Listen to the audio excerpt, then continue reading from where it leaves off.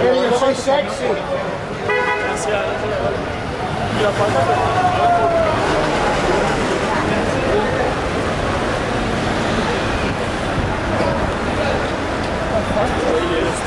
Ma che è?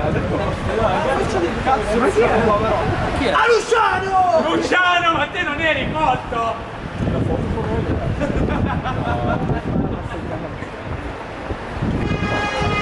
Oh sole mio!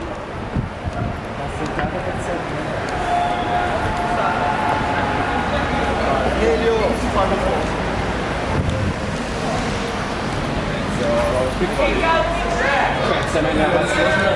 Sei meglio una passeggiata che una foto.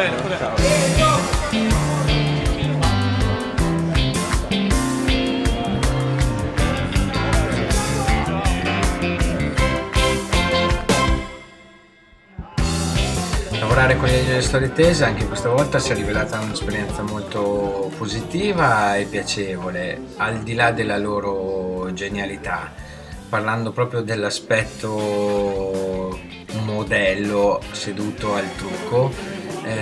Potrei dire che è stato veramente fantastico, non solo per le risate che si possono fare, ma proprio perché loro sono molto puntuali, precisi, stanno fermi, seguono le indicazioni che tu gli dai, quindi non sono per niente propensi al lamento e quindi ti agevolano molto. Sembrano cose scontate, ma non capita così spesso di trovare gente che non sbuffa, che non ti fa pesare il fatto che sono seduti da abbastanza tempo, che mentre tu anche magari stai incollando qualcosa sulle labbra, non solo magari si muovono un po', magari rispondono al telefono, quindi capitano situazioni dove il tuo lavoro è messo a dura prova e soprattutto la pazienza, mentre con loro, ripeto, è stato veramente molto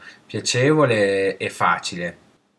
Sono un po' deluso da questo bianco, pensavo che la professionalità dei colleghi sarebbe riuscita a ovviare da questo problema, però non si può fare tutto, però sono abbastanza emozionati. E via adesso, in scena, ci vediamo sul palco. Il problema è minore perché avendo la barba